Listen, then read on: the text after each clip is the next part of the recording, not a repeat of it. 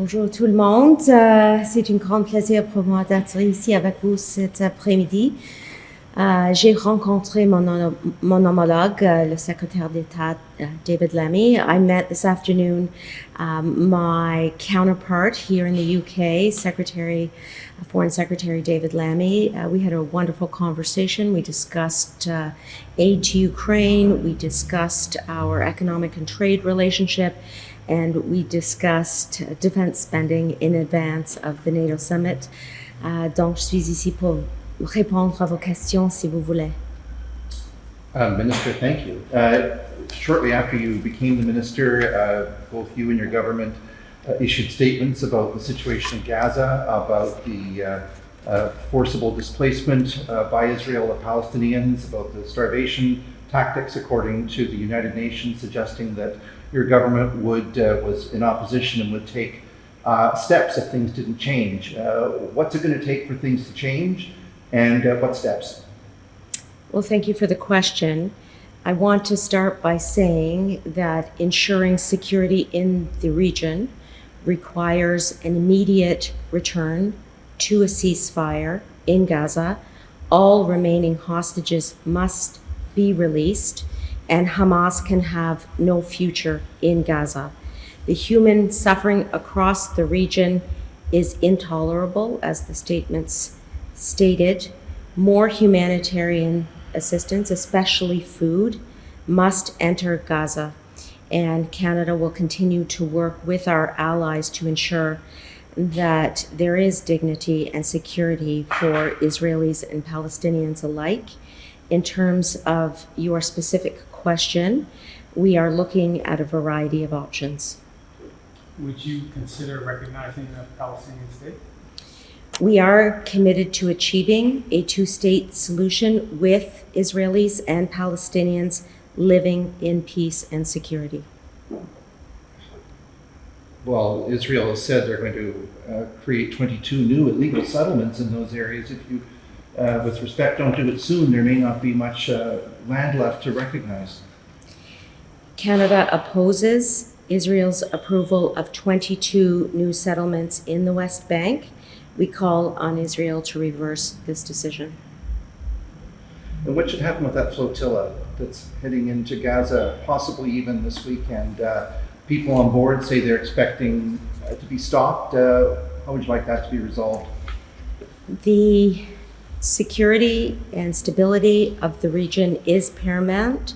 It does require an immediate return to a ceasefire in Gaza, with all remaining hostages released and ensuring that Hamas has no future in Gaza. At the same time, the human suffering is intolerable, and more humanitarian assistance, including food, especially food, must be permitted to enter Gaza. Well, the statement talked about further action if nothing happens, and I know that the government here is under pressure to do something. Why not do more? As I mentioned, we are looking at a variety of options. This is an issue that is under close scrutiny at the current time. On the issue of Ukraine, President Trump yesterday used a strange analogy, likening it to two kids fighting. Is that kind of characterization helpful? So, as you know, as past Minister of National Defence of Canada and now as the Foreign Minister, I will continue to work in conjunction with our allies in order to support Ukraine and its fight for its territorial integrity, and indeed for the rules-based international order on which we all rely. This is a very difficult moment in geostrategic conflict, generally speaking. Ukraine is no exception. But that does not mean that Canada's support is going to waver in terms of the support that we have been providing to Ukraine individually and collectively with our allies. And as you may be aware, President Zelensky will be joining Prime Minister Carney at the G7 for one of those days. On that point, so is Mr. Modi. How do you feel about that? Well, I want to begin by saying that Canada will never compromise on the rule of law. There is an independent legal process that is continuing. At the same time, the Prime Minister is hosting the G7. He has invited global leaders to discuss pressing global issues. And the upshot is that the long-standing relationship between Canada and India in terms of people-to-people ties and in terms of the commercial relationship will be part of that summit manifested in the invitation to Prime Minister Modi by Prime Minister Carney. Can I ask about tariffs? Did you pick David Lammy's brain at all about how Britain managed to secure a deal with the Trump administration on steel to get the tariffs removed entirely in Canada? So I'll start off by saying that the 50% tariffs on Canadian steel and aluminum are unjustifiable and illegal, and we will work with industry across the board. I met with CEOs of the steel industry yesterday to do whatever we can to ensure their removal. In terms of my conversations with Secretary Lammy today, they focused on the economic relationship that we want to build both bilaterally and multilaterally.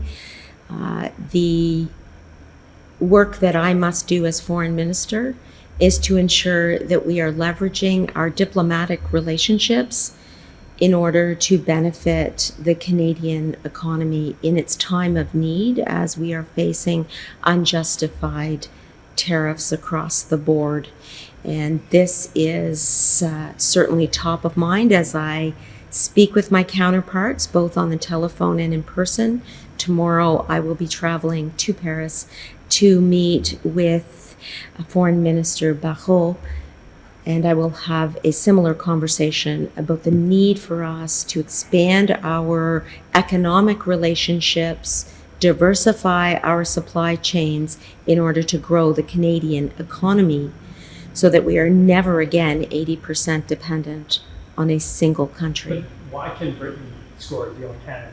Is their approach better, smarter? I mean, they seem to take a more low-key approach and Canada being more aggressive. But why do they do it in Canada? Actually, we are continuing to have conversations with our American counterparts. I know that Minister LeBlanc in particular has been in Washington, D.C. numerous times over the past number of weeks, and those conversations are ongoing. Returning to Narendra Modi, you mentioned the commercial relationship between Canada and India. Does this say that Canada is putting commercial priorities above national security? Not at all. Not one bit.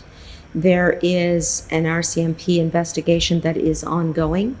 There is a legal process that is independent of the Government of Canada, full stop. And we will always respect the rule of law, and we will always respect the legal process that is occurring in our country, period. And if I may follow on, just in terms of the Sikh community in Canada, what message do you think it sends to them that Narendra Modi is coming? I hope that Canadians across the board will always know that our government stands for and respects the rule of law and legal processes. And I also want to reiterate that we will spare no expense for the safety and security of Canadian citizens, full stop. Thank you. Thank you.